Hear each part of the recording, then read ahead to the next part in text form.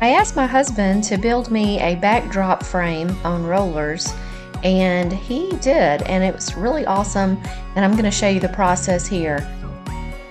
So the final product is going to be an 8-foot long by 6-foot tall backdrop frame, and I'm going to have 2 backdrops, one for each side, that we will attach after those come in.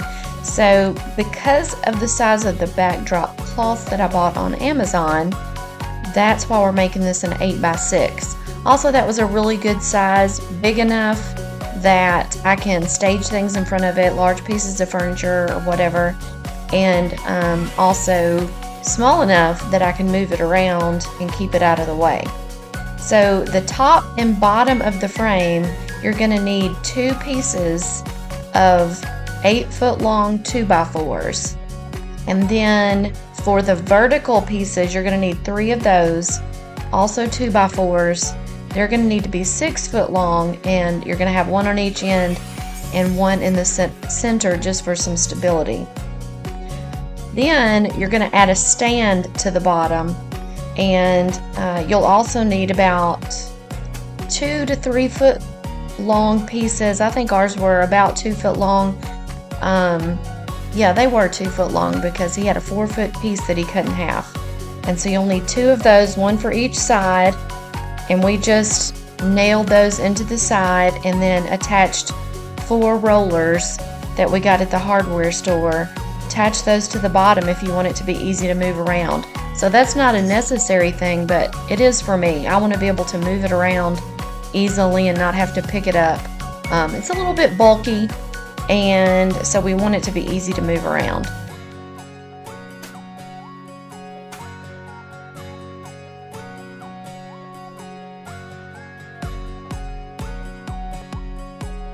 So in this part of the video, you'll see that John is using his framing square to make sure that everything's square before he nails it together.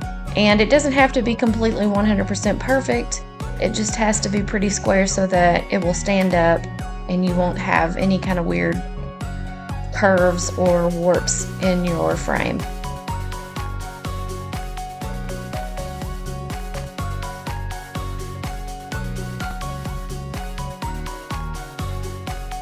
And then you're going to want to measure 4 feet to the center, because those are 8-foot long boards, to find the center of the board so that you can put that support piece right in the center.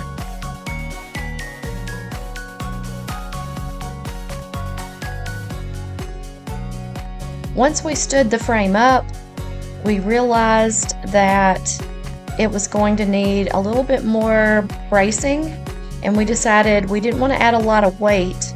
So John cut some 45-degree angled pieces here to go in the corners of the center, and that was enough to make it sturdy enough for us. If you wanted to add larger supports or more supports, you could, but we were just trying to make it as light as possible while still being sturdy.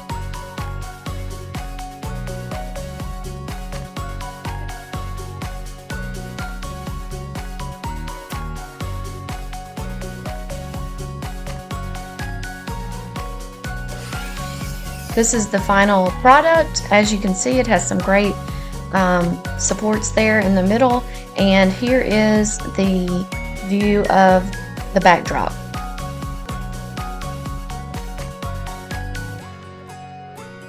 Let me know if you have any questions in the comments below, and I'd love if you would subscribe to my channel and like this video. Thanks so much for watching.